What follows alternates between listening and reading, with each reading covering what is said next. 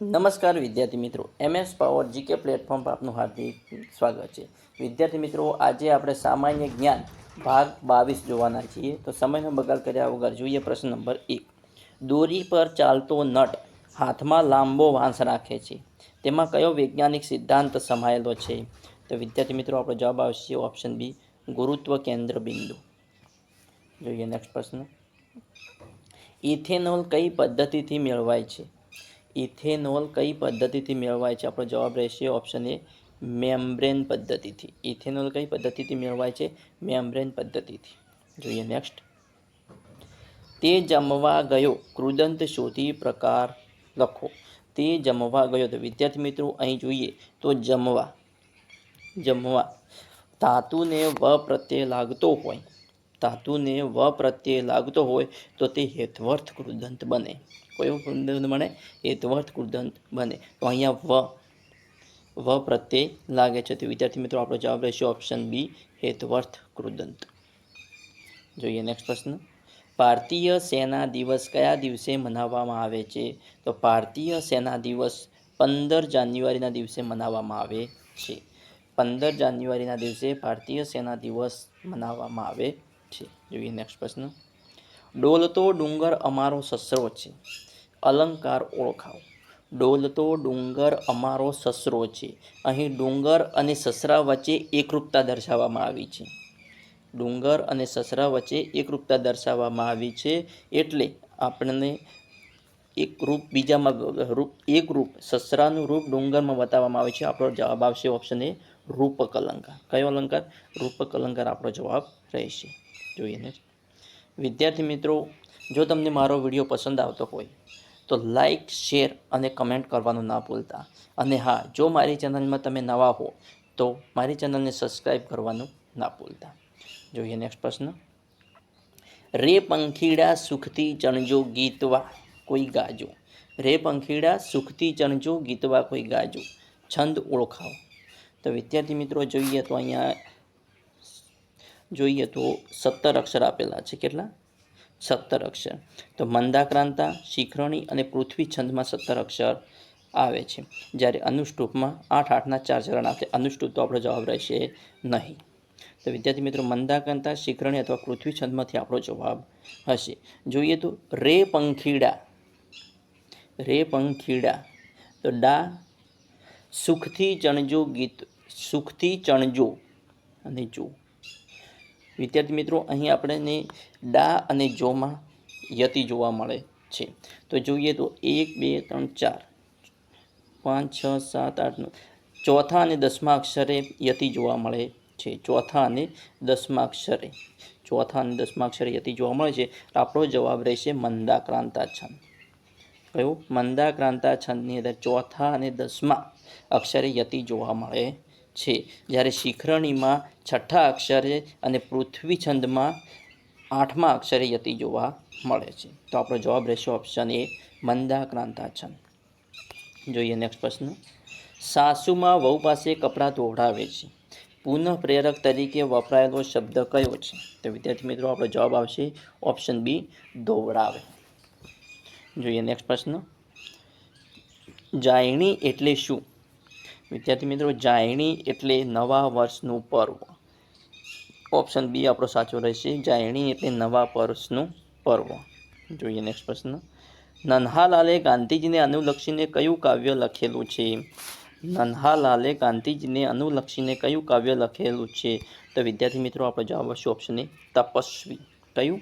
તપસ્વી. જોઈએ નેક્સ્ટ પ્રશ્ન. ચંદ્રકાંત બક્ષીની જાણીતી કૃતિ આકાર પેરાલિસિસનો સાહિત્ય પ્રકાર જણાવો. આકાર પેરાલિસિસનો સાહિત્ય પ્રકાર કયો છે? તો ઓપ્શન સી આપણો સાચો રહેશે, નવલકથા. જોઈએ નેક્સ્ટ. ગુજરાતી ચલચિત્રોમાં ચાર્લી ચેપ્લિન તરીકે કોણ ઓળખાય છે? ચાર્લી ચેપ્લિન તરીકે કોણ ઓળખાય છે? તો પી ખરસાણી. કોણ ઓળખાય છે? પી ખરસાણી ચાર્લી ચેપ્લિન તરીકે ઓળખાય છે. જોઈએ નેક્સ્ટ પ્રશ્ન.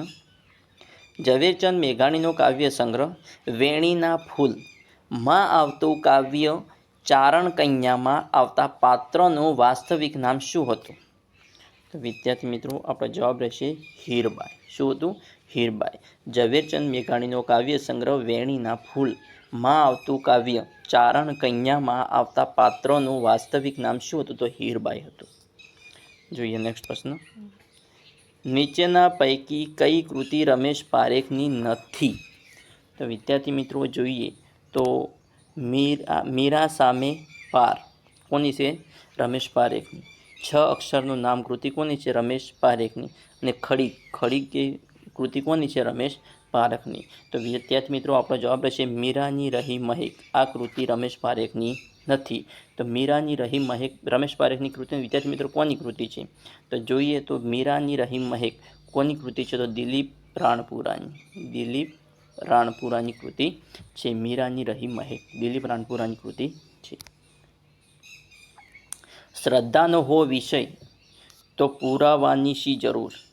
કુરાનમાં તો ક્યાંય પૈગંબરની સહી નથી. પંક્તિ કોની છે?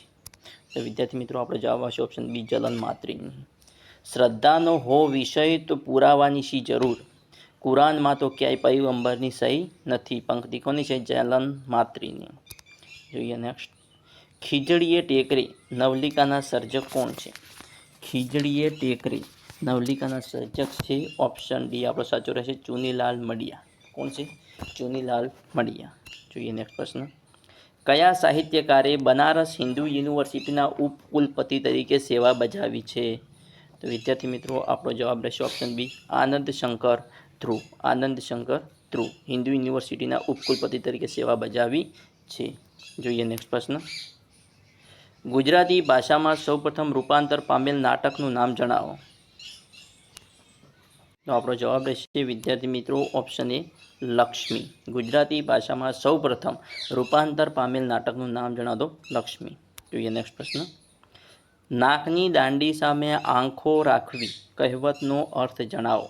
નાકની દાંડી સામે આંખો રાખવી તો વિદ્યાર્થી મિત્રો આપણો જવાબ રહેશે ઓપ્શન સી પ્રામાણિક રહેવું. નાકની દાંડી સામે આંખો રાખવી કહેવતનો અર્થ છે પ્રામાણિક રહેવું. જોઈએ નેક્સ્ટ પ્રશ્ન.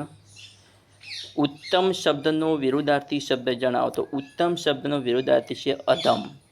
ઉત્તમ શબ્દનો વિરુદ્ધાર્થી શબ્દ અધમ. જોઈએ નેક્સ્ટ. સાહિત્યકાર ઈવાદેવનું મૂળ નામ જણાવો. સાહિત્યકાર ઈવાદેવનું મૂળ નામ છે ઓપ્શન બી પ્રફુલ્લ નંદશંકર દવે. નેક્સ્ટ. નીચે આપેલ પૈકી કઈ જોડ સાચી છે? વિદ્યાર્થી મિત્રો જોઈએ તો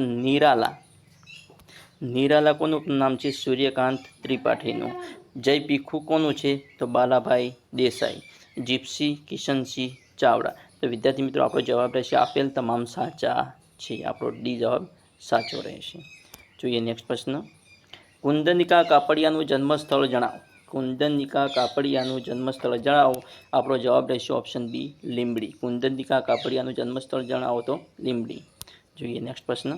દૈનિક પત્રમાં સ્પેક્ટ્રોમીટર કોલમ લખનાર લેખકનું નામ જણાવો. દૈનિક પત્રમાં સ્પેક્ટ્રોમીટર કોલમ લખનાર લેખકનું નામ છે ઓપ્શન સી જય વસાવડા. કોનું છે? જય વસાવડા. જોઈએ નેક્સ્ટ પ્રશ્ન. એક ઉપર બીજું એમ ઉપરા ઉપરી ગોઠવીને કરેલી ઢગલી શબ્દ સમૂહ માટે એક શબ્દ આપો. તો જવાબ આવશે ઓપ્શન એ ઉતરડ. શું આવશે? ઉતરડ. એક ઉપર બીજું એમ ઉપરા ઉપરી ગોઠવીને કરેલી ઢગલી શબ્દ સમૂહ માટે એક શબ્દ એટલે ઉતરડ. જોઈએ નેક્સ્ટ પ્રશ્ન. શ્યામજી કૃષ્ણ વર્મા રાષ્ટ્રીય પુરુષના જીવન ચરિત્ર લેખકનું નામ જણાવો. શ્યામજી કૃષ્ણ વર્મા રાષ્ટ્રીય પુરુષના જીવન ચરિત્ર લેખકનું નામ જણાવો. તો વિદ્યાર્થી મિત્રો જણાવો તો અમૃત મોદી. શું આવશે? અમૃત મોદી. વિદ્યાર્થી મિત્રો આવા અવનવા મોસ્ટ આઈએમપી પ્રશ્નો જો અમારી ચેનલને સબસ્ક્રાઈબ કરવાનું અને તમારા મિત્રો સાથે લિંક શેર કરવાનું ના ભૂલતા. Thanks for watching my video.